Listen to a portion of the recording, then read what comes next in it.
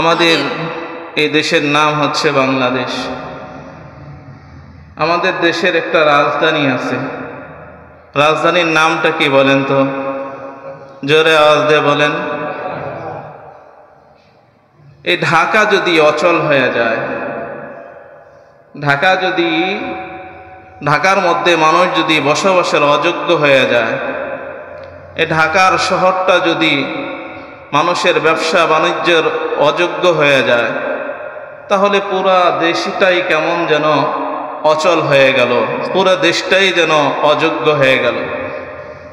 যখন ঢাকার মধ্যে কোনো ধরনের অবরোধ হয়, বড় ধরনের মিছিল মিটিং হয়, তখন দেখবেন যে পুরা জেলা জুড়ে থানায় এরকমভাবে মিছিল মিটিং হইতে থাকে। অর্থাৎ রাজধানী যদি দুর্বল হয়ে যায়, আর তাহলে পুরা গোটা দেশটা, রাষ্ট্রটাই দুর্বল হয়ে যায়। রাজধানী যদি অচল হয়ে যায়, তাহলে পুরা রাষ্ট্রটাই অচল হয়ে যায়। ঠিক তেমনিভাবে প্রতিটা মানুষের একটা রাজধানী রয়েছে। সেই রাজধানীর নাম কি? সেই রাজধানীর নামটা হচ্ছে কলব। বলেন, সেই রাজধানীর নাম কি? এই কলবটা যদি দুর্বল হয়, কলবটা যদি অন্ধকার হয়ে যায়, এই কলবটা যদি অচল হয়ে যায়, তাহলে পুরা দেহটাই অচল হয়ে যায়। এজন্য মানুষের দেখবেন যত অসুখ বিসুখ হয়, তার কলবের কিন্তু কোনো চিকিৎসা নাই, এটা সুস্থই থাকে। এটা যখন অসুস্থ হয়ে যায়, দুর্বল হয়ে যায়, তখন কোনো ধরনের ডাক্তারের ট্রিটমেন্টটা কাজে লাগে না, কোনো চিকিৎসা কাজে লাগে না। আর এটা যখন নষ্ট হয়ে যাবে, তো পুরা দেহটাই বাদ হয়ে যায়। তো এই কলব, এই হাট হচ্ছে মানুষের রাজধানী, এটাকে সচল রাখা।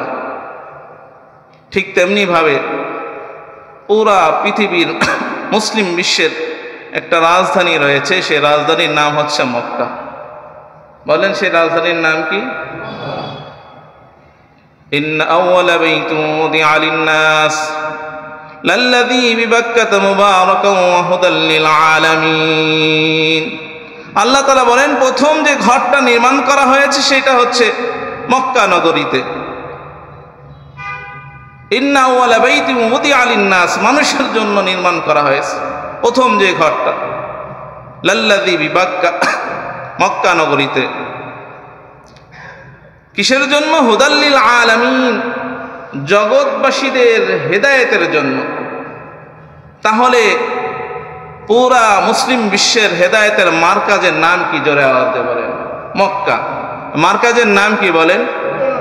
এই মক্কা যদি দুর্বল হয়, তাহলে পুরা পৃথিবী, পুরা গোটা বিশ্ব দুর্বল হয়ে যায়। এখন দেখবেন এই মক্কা নগরীতে, এই সৌদি আরবে অনেক ধরনের গান বাজনার অনুষ্ঠান হয়। হাজার হাজার, লক্ষ লক্ষ মুসলিম যুবক যুবতীরা ওই কনসার্টে, ওই গানের অনুষ্ঠানে, ওই নাচের অনুষ্ঠানে হাজির হয়। ইদানিং নগদের যে ঘটনাটা ঘটেছে, যে এরা গানের কনসার্টে কাবা ঘরের মতো এরকম প্রতিচ্ছবি তৈরি করে ওখানে তারা নাচের অনুষ্ঠান করেছে। জোরে বলেন না নাউযুবিল্লাহ। তাহলে ওখানে যদি দুর্বলতা আসে, তাহলে পুরা মুসলিম বিশ্বের মধ্যে দুর্বলতা এসে যাবে। এজন্য আল্লাহ পাক রব্বুল আলামিন এই হেদায়েতের মার্কাজে বিশ্ব মানবতার মুক্তির দূত, শাহে দুজাহা, সরকারে কায়নাত, ইমামুল আম্বিয়া, ইমামুল মালাইকা, সৈয়দুল মুরসালিন, জনাবে মুহাম্মদুর রাসূলুল্লাহ সাল্লাল্লাহু আলাইহি সাল্লামকে প্রেরণ করে আল্লাহ পাক রব্বুল আলামিন পুরা মক্কা নগরীকে আল্লাহ পাক রব্বুল আলামিন আলোকিত করে দিয়েছে। জোরে আওয়াজে বলেন না সুবহানাল্লাহ। সেই যুগটা এমন যুগ ছিল যে যুগকে গালি দেওয়া হতো, বলা হয় আইয়ামে জাহিলিয়াত, যার সারমর্ম হচ্ছে, যার বাংলার সারমর্ম হচ্ছে যে অন্ধকারের যুগ। আইয়ামে জাহিলিয়াতের যুগ মানে অন্ধকারের যুগ। তার মানে কি ওই যুগে আকাশে সূর্য উঠতো না, জোরে বলেন উঠতো কি উঠতো না? ওই যুগে কি রাতের আধারে চাঁদ তার আলো ছড়াইতো না? ওই যুগে কি তারকারাজি আসমানে ঝকমক করতো না? ওই যুগে কি দিনের বেলা এরকম আলোক উজ্জ্বল হতো না? ওই যুগে কি এরকম ভাবে বড় বড় অট্টালিকা তৈরি হয় নাই? ওই যুগে ইয়াকুত মারজানের পাথর ছিল। সেই যুগটাকে কেন অন্ধকারের যুগ বলা হয়, আইয়ামে জাহিলিয়াতের যুগ বলার কারণটা কি? সেই যুগের মানুষের কলব, মানুষের হৃদয়, মানুষের হৃৎপিণ্ডটা অন্ধকারাচ্ছন্ন ছিল। সেই যুগেও কিন্তু আসমানে ঠিকই প্রতিদিনের মতো সূর্য উদয় হতো, রাতের বেলা চাঁদ তার আলো দিয়ে জ্যোৎস্না ছড়াইতো। সেই যুগে তারকারাজি আসমানে উঠে ঝকমক করত।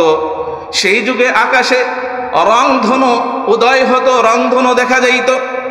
তবে সেই যুগকে কেন অন্ধকারের যুগ বলা হয়, তার একটাই কারণ, সেই যুগের মানুষের হৃদয়গুলা কলুষিত ছিল, কলবগুলা অন্ধকারাচ্ছন্ন ছিল, যার কারণে সেই যুগের মানুষকে আইয়ামে জাহিলিয়াত বলা হয়। আইয়ামে জাহিলিয়াতের যুগ বলা হয়। সেই যুগের মানুষের হৃদয়, কলব এটা নষ্ট ছিল। সেই যুগে মানুষের এমন কোন অন্যায় অপরাধ নাই যে তারা করে নাই। খুন, রাহাজানি, লুণ্ঠন, চুরি, চামারি সব কিছু তারা করেছে। মদ তারা পান করেছে।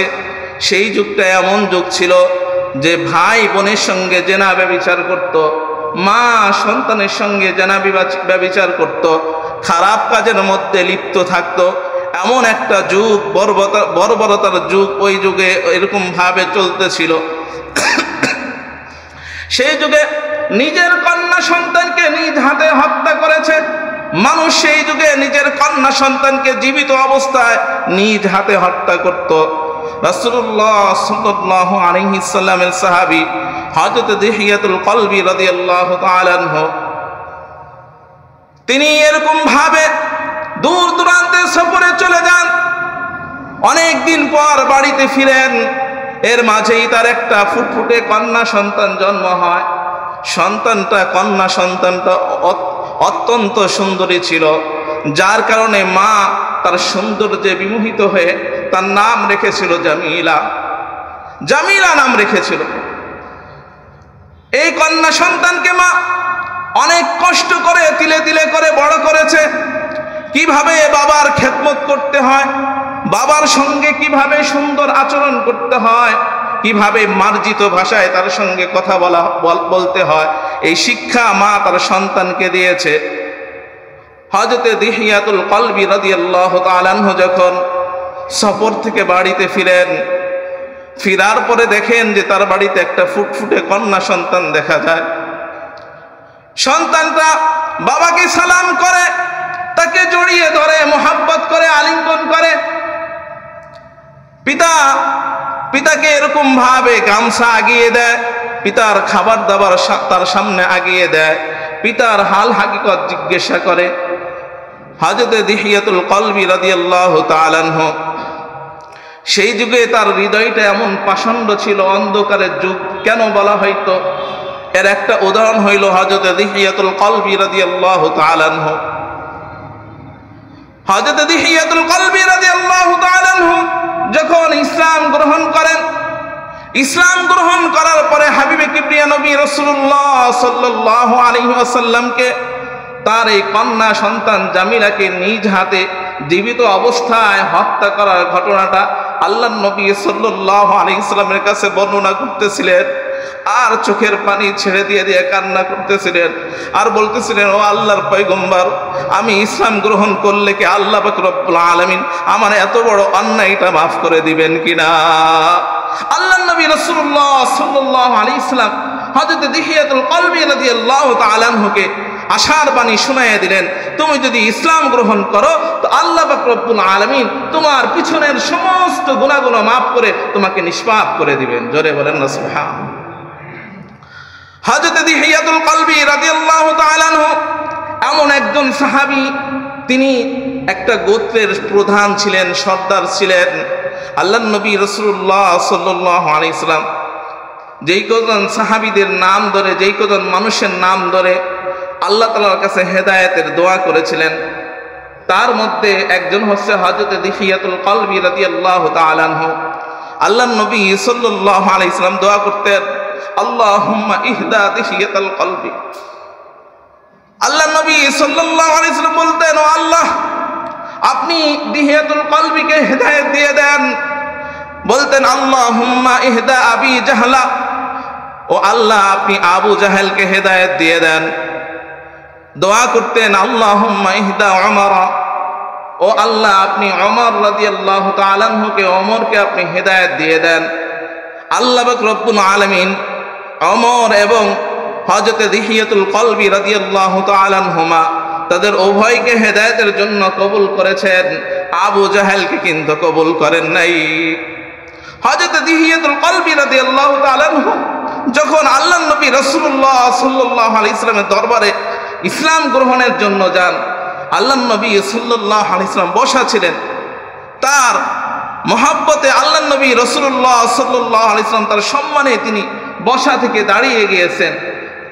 শরীরে যে চাদর পরিহিত ছিল, আল্লাহর নবী রাসূলুল্লাহ সাল্লাল্লাহু আলাইহি ওয়াসাল্লাম তার চাদর মোবারক খুলে হযরত দিহিয়াতুল কলবি রাদিয়াল্লাহু তাআলা আনহুর জন্য জমিনে বিছিয়ে দিয়েছেন। জোরে বলেন না সুবহানাল্লাহ। আখলাক নবী থেকে শিখতে হবে। হযরত দিহিয়াতুল কলবি রাদিয়াল্লাহু তাআলা আনহু চাদরটা উঠিয়ে চোখে মুখে চুমু খাইছেন। বলছেন, ইয়া রাসূলুল্লাহ, যেই শরীর মুবারকে এই চাদর এরকম ভাবে লেগে গেছে, ওই চাদরে আমি দিহিয়াতুল কলবি বসার ক্ষমতা রাখি না, আমাকে মাফ করে দিবেন। হযরত দিহিয়াতুল কলবি রাদিয়াল্লাহু তাআলা আনহু ঘটনা শোনাইতেছেন, ও আল্লাহর পয়গম্বর, আমি এরকম আমার হৃদয়টা এত পাষণ্ড ছিল যে আমার এই ফুটফুটে কন্যা সন্তানকে আমি আমার নিজ হাতে হত্যা করেছি।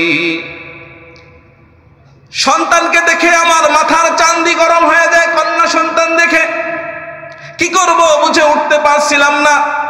এদিক দিয়ে সন্তানটাও আমাকে অনেক মোহাব্বত করে, আমার হৃদয়টা কেমন তার দিকে ধাবিত হইতেছিল, মায়া মোহাব্বতে জড়াইয়া যাব এরকম একটা ভাব অনুভব হইতেছিল। স্ত্রীটাও সন্তানকে খুব বেশি মোহাব্বত করে। আমি চিন্তা করলাম, এইভাবে যদি মোহাব্বতে জড়ায় যাই তাহলে তো আমি হেরে গেলাম। এই জন্য আমি আমার স্ত্রীকে বললাম যে আমার মেয়েটাকে একটু সাজিয়ে গুছিয়ে দাও, তাকে একটু আমি সঙ্গে করে নিয়ে ঘুরতে চলে যাব। হযরত দিহিয়াতুল কলবি রাদিয়াল্লাহু তাআলা আনহু বলেন, ও আল্লাহর পয়গম্বর, আমি ছলনা দিয়ে আমার এই কন্যা সন্তানকে আমার বাড়ি থেকে বের করে দূর দূরান্তে মরুভূমিতে নিয়ে যাই। নিয়ে যাওয়ার পরে মরুভূমির মধ্যে আমি একটা গর্ত খুঁড়তেছিলাম। আমার শরীর দিয়ে ঘাম অজস্র ধারায় ঝরে পড়তেছিল। তীব্র প্রখর গরমের সময়, রৌদ্রের তাপে আমার শরীর দিয়ে অনবরত ঘাম ঝরে পড়তেছিল। ঘাম ঝরা দেখে আমার কন্যা সন্তানটা নিজ হাতে তার জামা দিয়ে, গামছা দিয়ে আমার শরীরের ঘামগুলো মুছে মুছে দিতেছিল। ও আল্লাহর পয়গম্বর, এরকম ভাবে মাটি যখন খুঁড়তেছিলাম, বালুকণাগুলো আমার দাড়ির মধ্যে এসে বাতাসের সঙ্গে মিশে আমার দাড়ির মধ্যে এসে আটকে ছিল। ও আল্লাহর পয়গম্বর, আমার এই কন্যা সন্তানটা তার নিজ হাতের অঙ্গুলিগুলো দিয়ে দিয়ে এরকম ভাবে আমার দাড়ি থেকে বালুকণাগুলো এরকম ছাড়িয়ে দিতেছিল। এতটুকু মায়া আমার হৃদয়ের মধ্যে স্থান হয় নাই। ও আল্লাহর পয়গম্বর, আমার যখন এই গর্ত খোঁড়া হয়ে যায় তখন আমি আমার এই সন্তানটাকে ঘাড় ধাক্কা দিয়ে গর্তের মধ্যে ফেলে দেই। আমার সন্তানটা চিৎকার দিয়ে বলে, ও আব্বা, আমাকে মাফ করে দেন, আমাকে দূরে কোথাও চলে যেতে দেন, আমি আর কোনোদিন এই রাষ্ট্রের মধ্যে, এই এলাকার মধ্যে আসবো না, কোনোদিন আপনাকে আব্বু বলে আর ডাকবো না, আমাকে একটু যেতে দেন। আমার হৃদয়টা তখনও একটু এরকম ভাবে দুর্বল হয় নাই। আমি নিজ হাতে আমার এই জীবিত সন্তানটাকে বালু চাপা দিয়ে তাকে হত্যা করেছি। ও আল্লাহর নবী, আমাকে কি আল্লাহ তাআলা মাফ করে দিবেন? আল্লাহর নবী রাসূলুল্লাহ সাল্লাল্লাহু আলাইহি ওয়াসাল্লাম আশার বাণী শোনায় দিলেন, ও দিহিয়াতুল কলবি, শুনে রাখো, আল্লাহ তাআলা তোমার গুনাহ যত বড়, আল্লাহ পাক রব্বুল আলামিনের দয়া তার থেকে লক্ষ কোটি গুণ বেশি। তুমি তওবা করলে আল্লাহ পাক রব্বুল আলামিন, তুমি ইসলাম গ্রহণ করলে আল্লাহ পাক রব্বুল আলামিন তোমার পিছনের সমস্ত গুনাহগুলো মাফ করে দিবেন। তাহলে সেই যুগকে কেন এরকম ভাবে আইয়ামে জাহিলিয়াতের যুগ বলা হতো? সেই যুগের মানুষ এত পরিমাণ অপরাধ, অন্যায়, পাপাচারে লিপ্ত ছিল, হাবিবে কিবরিয়া নবী রাসূলুল্লাহ সাল্লাল্লাহু আলাইহি সাল্লামকে সেই যুগে আল্লাহ পাক রব্বুল আলামিন প্রেরণ করলেন। প্রেরণ করে আল্লাহ পাক রব্বুল আলামিন সোয়া লক্ষ সাহাবীদের কলুষিত অন্তরটা, অন্ধকারাচ্ছন্ন অন্তরগুলো আল্লাহ পাক রব্বুল আলামিন রাসূলুল্লাহ সাল্লাল্লাহু আলাইহি সাল্লামের মাধ্যমে আল্লাহ পাক রব্বুল আলামিন আলোকিত করে দিলেন। সুবহানাল্লাহ, হেদায়েতের আলো জ্বালায় দিলেন। সোয়া লক্ষ সাহাবীকে তিনি ঈমান শিক্ষা দিলেন, কোরআন শিক্ষা দিলেন। আল্লাহ পাক রব্বুল আলামিন মক্কা নগরীতে রাসূলুল্লাহ সাল্লাল্লাহু আলাইহি সাল্লামকে প্রেরণ করে আল্লাহ পাক রব্বুল আলামিন হাবিবে কিবরিয়া নবী রাসূলুল্লাহ সাল্লাল্লাহু আলাইহি সাল্লামের মাধ্যমে সোয়া লক্ষ সাহাবীদের অন্তরকে এরকম ভাবে অন্ধকারাচ্ছন্ন অন্তরকে জ্বালায়া তিনি এরকম নূরের বাতি তিনি প্রেরণ করলেন, যার মাধ্যমে এরকম ভাবে সোয়া লক্ষ সাহাবী তারা হেদায়েতের আলো পেয়ে গেল। সেই আলো দিয়ে তারা পুরা পৃথিবীর মধ্যে ছড়ায়া ছিটিয়ে গেল, যার হেদায়েতের নূরে নূরান্বিত হয়ে বিশ্বের মানুষ দলে দলে ইসলাম গ্রহণ করতে শুরু করে দিল। জোরে বলেন না সুবহানাল্লাহ। এরপরের থেকেই স্বর্ণালী যুগ, সোনালী যুগ এসে গেল। পরের যুগকে বলা হয় সোনালী যুগ, আল্লাহ নবী রাসূলুল্লাহ সাল্লাল্লাহু আলাইহি সাল্লামের আগমনের পরের যুগকে। এই জন্য হাবিবে কিবরিয়া নবী রাসূলুল্লাহ সাল্লাল্লাহু আলাইহি সাল্লাম বলেন, খায়রুল কুরুনি কারনি সুম্মাল্লাযীনা ইয়ালুনাহুম সুম্মাল্লাযীনা ইয়ালুনাহুম সুম্মাল্লাযীনা ইয়ালুনাহুম, সর্বোত্তম যুগ হলো আমার যুগ, তারপরে হচ্ছে সাহাবীদের যুগ, তারপরে হচ্ছে তাবিদের যুগ, তারপরে হচ্ছে তাবিদের যুগ, এরপরে আর কোনো স্বর্ণালী যুগ থাকবে না। তাহলে কি ঈমান অন্তরে আসার কারণে, কোরআন অন্তরে আসার কারণে এই আইয়ামে জাহিলিয়াতের যুগ, অন্ধকারের যুগটা হয়ে গেল আলোকিত যুগ, অর্থাৎ স্বর্ণালী যুগ, স্বর্ণের যুগ হয়ে গেল। কিসের কারণে? ঈমানের বরকতের কারণে, রাসূলুল্লাহ সাল্লাল্লাহু আলাইহি সাল্লামের হেদায়েতের নূরের বরকতের কারণে। জোরে বলেন না সুবহানাল্লাহ।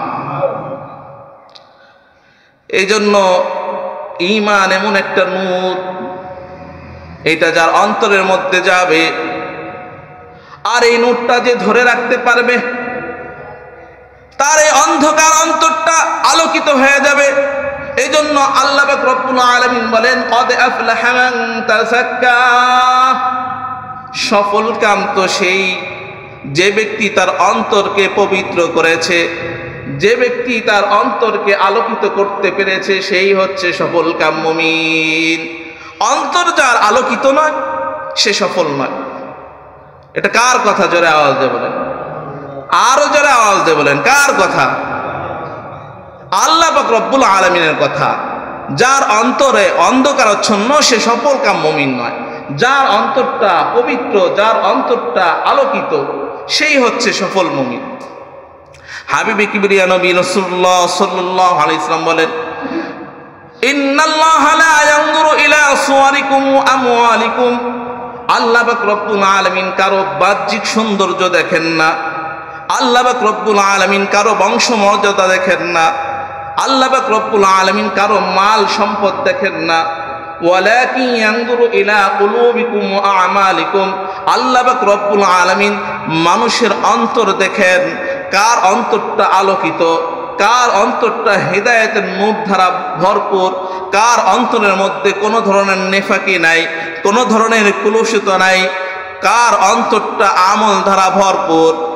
আল্লাহ পাক রব্বুল আলামিন আমল আর হচ্ছে অন্তরের দিকে তাকায় দেখেন কার অন্তরটা বেশি পবিত্র। এই জন্য অন্তরকে পবিত্র রাখা, পরিষ্কার রাখা। অন্তরকে পরিষ্কার কিভাবে রাখবেন? আল্লাহ পাক রব্বুল আলামিনের যিকরুল্লাহ বেশি বেশি অন্তরের মধ্যে, বেশি বেশি জবানে জপতে থাকবেন, অন্তর দিয়ে, দিলের কান দিয়ে শুনতে থাকবেন। অন্তরের একটা কান আছে, অন্তরের একটা জবান আছে, যেটা প্রকৃত আল্লাহ তাআলার আশিক যারা, তারাই বুঝতে পারে যে অন্তরের এই কলবের জবানটা কি পরিমাণ, জবানের গুরুত্বটা কি। যারা আল্লাহ তাআলার আশিক তারাই বুঝতে পারে, কারণ তাদের হৃদয় চক্ষুটা খোলা থাকে, তাদের হৃদয়ে, তাদের হৃৎপিণ্ডের এরকম ভাবে জবানটা খোলা থাকে, সব সময় যিকরুল্লাহ কলবের মধ্যে জারি হইতে থাকে। এই জন্য বেশি বেশি যিকরুল্লাহ করবেন। বলেন সুবহানাল্লাহ, বলেন আলহামদুলিল্লাহ, লা ইলাহা ইল্লাল্লাহ, আল্লাহু আকবার। এইটা যত বেশি বেশি জবানে জারি রাখবেন, তত কলবটা, হৃদয়টা, হৃৎপিণ্ডটা পরিষ্কার হইতে থাকবে। যত বেশি বেশি যিকরুল্লাহ করবেন, যত বেশি বেশি কোরআনে কারিমের তেলাওয়াত করবেন, তত হৃৎপিণ্ডটা, হৃদয়টা পরিষ্কার হইতে থাকবে। এই জন্য আল্লাহ পাক রব্বুল আলামিন এই জামানার মানুষগুলোকে আল্লাহ পাক রব্বুল আলামিন হেদায়েতের জন্য আল্লাহ পাক রব্বুল আলামিন কোরআনে কারীম নাজিল করে দিয়েছেন। এই জন্য কোরআনে কারীম হচ্ছে দিলের খাদ্য, জিকির দিলের খাদ্য। এই জন্য বেশি বেশি জিকির করবেন, বেশি বেশি কোরআনে কারীমের তেলাওয়াত করবেন। আপনি একটা দুইটা সূরা পারেন, তো একটা দুইটা সূরাই আপনি সর্ব অবস্থায় তেলাওয়াত করতে থাকেন না, প্রতিটা অক্ষরে অক্ষরে আল্লাহ পাক রব্বুল আলামিন আমলনামায় 10টা করে নেকি দান করতে থাকবেন। করবেন তো ইনশাআল্লাহ।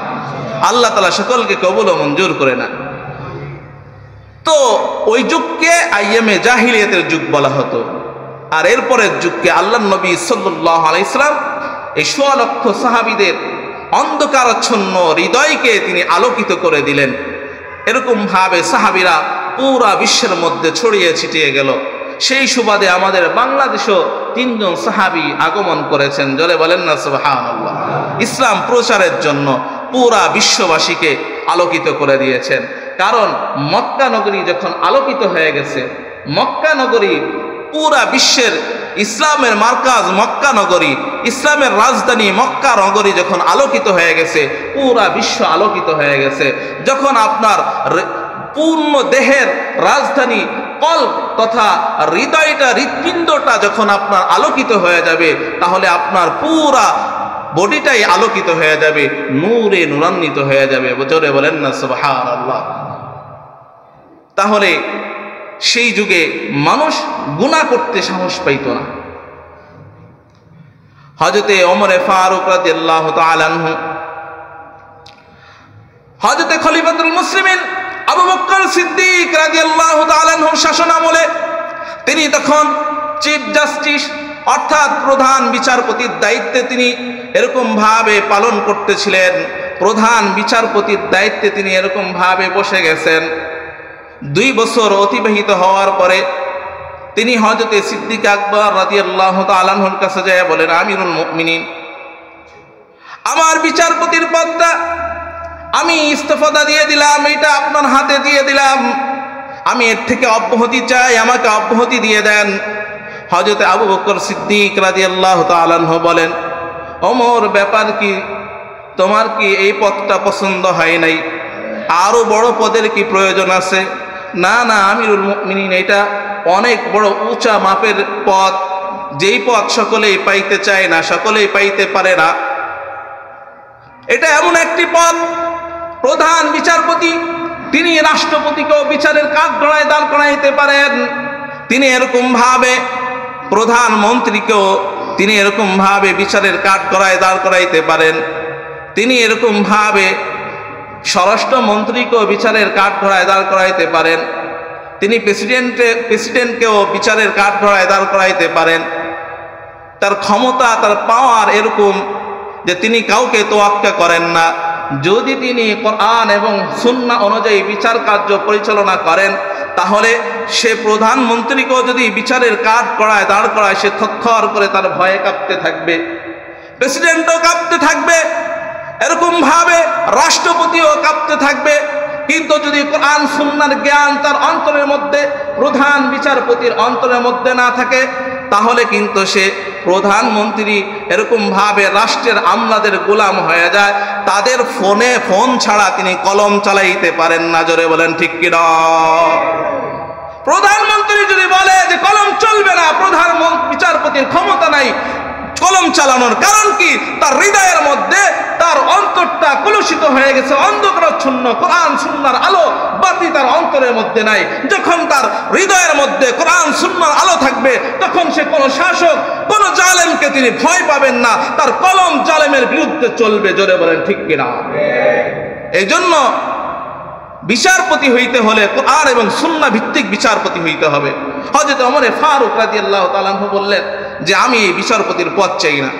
আবু বকর সিদ্দিক রাদিয়াল্লাহু তাআলা আনহু বললেন ব্যাপার কি?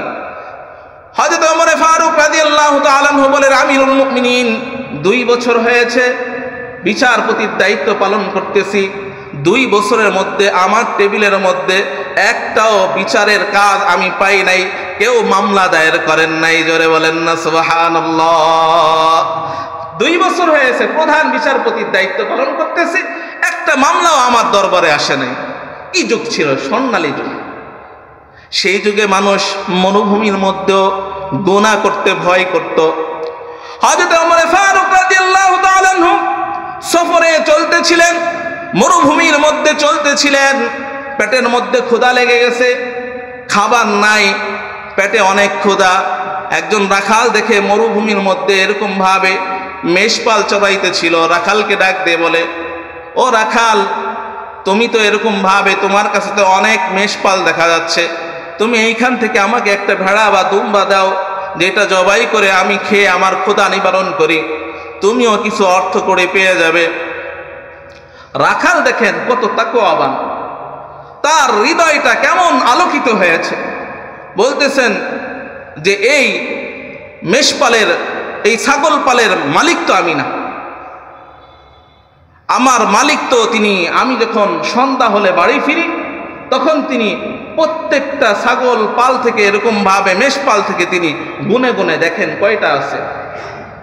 হযরত ওমর ফারুক রাদিয়াল্লাহু তাআলা আনহু টেস্ট করতেছেন রাখালকে, তার তাকওয়া টেস্ট করতেছেন। বলেন যে তুমি বলবে যে বাঘে খাইয়া ফেলাইছে বা মারা গেছে। রাখাল ডাক দিয়ে বলেন, ইয়া হাযা আর-রাজুলু ফাআইনা আল্লাহ, হে লোক তুমি বলো আল্লাহ তাআলা কোথায় আছেন? আমার মালিক তো দেখতেছেন না, কিন্তু যিনি মালিকের মালিক, আহকামুল হাকিমিন রব্বুল আলামিন, তিনি তো দেখতেছেন। আমি যদি আমার মালিকের অগোচরে একটা এরকম ভাবে দুম্বা বা ভেড়া তোমাকে দিয়ে দেই, তো আমি মালিকের দরবারে কি জবাব দিব? জোরে বলেন না সুবহানাল্লাহ। তাকওয়া কি পরিমাণ ছিল যে তারা মরুভূমির মধ্যেও, সেই যুগটা কেমন স্বর্ণালী যুগ ছিল যে মরুভূমির মধ্যেও একজন রাখাল, তার তাকওয়াটা এই পরিমাণ ছিল যে সে আল্লাহ তাআলাকে কি পরিমাণ ভয় করত। হযরত ওমর ফারুক রাদিয়াল্লাহু তাআলা আনহু রাখালের তাকওয়া দেখে বলেছেন যে আমার আল্লাহ তাআলার কাছে কিয়ামতের দিবসে পর আর কোনো ওসিলার প্রয়োজন নাই, আমি আমার এই রাখালকে দাঁড় করিয়ে দিব যে আল্লাহ আমার যুগে, আমার শাসন আমলে এমন একজন রাখাল ছিল যার তাকওয়া এরকম আপনার ক্ষুধাবীতিতে ভরপুর ছিল, আল্লাহ এর ওসিলায় আপনি আমাকে মাফ করে দেন। রাতের আধারে একজন কন্যা সন্তান, রাতের আধারে মা মেয়ে এরকম ভাবে পানির মধ্যে, দুধের মধ্যে পানি মিশ্রিত করার ভয় তারা পাইত। মা মেয়েকে পরামর্শ দিতেছে, মা দুধের মধ্যে পানি দাও, দুধ বেড়ে যাবে। এই জামানায় কি দেয়? জোরে বলেন। হ্যাঁ, খাঁটি দুধ পাওয়াটাই মুশকিল। জোরে বলেন ঠিক কিনা? কি পরিমাণ ভেজাল চলে, জোরে বলেন না নাউজুবিল্লাহ। হারাম কি পরিমাণ আমাদের মধ্যে ঢুকে যায়, আল্লাহ তাআলার একটুও ভয় নাই। মা মেয়েকে দুধে পানি মিশ্রিত করার পরামর্শ দিতেছিলেন। হযরত ওমর ফারুক রাদিয়াল্লাহু তাআলা আনহু, ওই জামানার খলিফাদের তো অভ্যাস ছিল, শাসকদের অভ্যাস ছিল যে তারা রাতের আধারে মানুষের দুয়ারে দুয়ারে যে ঘুরতেন, মানুষের দুয়ারে দাঁড়ে ঘুরতেন, হালত দেখতেন, হালত দেখে তাদের ব্যবস্থা করতেন। আর এই জামানার এরকম ভাবে রাজা বাদশাহ শাসকরা গণভবন আর হাওয়া ভবনে বসে বসে এরকম ভাবে জনতার উপরে কাঁঠাল ভেঙে খায়। জোরে বলেন ঠিক কিনা? হযরতে ওমর ফারুক দুয়ারে দাঁড়ানো, মেয়ে বলতেছেন, মা ওমরের শাসন আমল চলতেছে, এখন যদি দুধের মধ্যে পানি মিশ্রিত করি আর এটা যদি ওমর জানতে পারে তাহলে আমাদের তো অবস্থার কোনো ব্যবস্থা, আমাদের তো কোনো ব্যবস্থা থাকবে না, আমাদের অবস্থা খুব খারাপ হয়ে যাবে, কঠিন হয়ে যাবে। মা বলতেছেন যে ওমর তো কোথায় রয়েছে, শত শত মাইল দূরে, দেখার কোনো ব্যবস্থা নাই। যখন এই কথা মা বলে তখন কন্যা সন্তানটা জবাব দেয়, মা ওমর না দেখলেও তো ওমরের আল্লাহ দেখতেছেন। জোরে বলেন না সুবহানাল্লাহ। সেই আল্লাহ তাআলার কাছে কি জবাব দিব? মানুষের অন্তরটা কি পরিমাণ আলোকিত হয়েছিল। এখন এই জামানায় আমাদের অন্তরটা গুনায় ভরপুর, গুনায় জর্জরিত, হৃদয়টা কলুষিত হয়ে গেছে, অন্ধকারাচ্ছন্ন হয়ে গেছে। সেই জামানার আইয়ামে জাহিলিয়াতের যুগ আর এই জামানার জাহিলিয়াতের যুগের মধ্যে কোনো পার্থক্য নাই। এজন্য আসেন আমরা আমাদের হৃদয়কে পরিষ্কার করি, আমাদের অন্তরটাকে পবিত্র করি, আমাদের অন্ধকারাচ্ছন্ন অন্তরটাকে আলোকিত করি, হেদায়েতের আলো দ্বারা হেদায়েতের নূর দ্বারা নূরান্বিত করি। এই জন্য আমাদের কি করতে হবে? এই জন্য আমাদের ইলম এবং দ্বীনের প্রতি আমাদের আকর্ষণ হইতে হবে, বেশি বেশি যিকরুল্লাহ করতে হবে, বেশি বেশি কোরআনে কারিমের তেলাওয়াত করতে হবে, পাঁচ ওয়াক্ত নামাজ জামাতের সহিত আদায় করতে হবে। এই চেষ্টা যদি আমরা করতে পারি তাহলে আমরা সফল কাম হইতে পারবো। আল্লাহ তাআলা আমরা যা বললাম এবং শুনলাম আমাদের সকলকে এর উপর আমল করার তৌফিক দান করে দেন।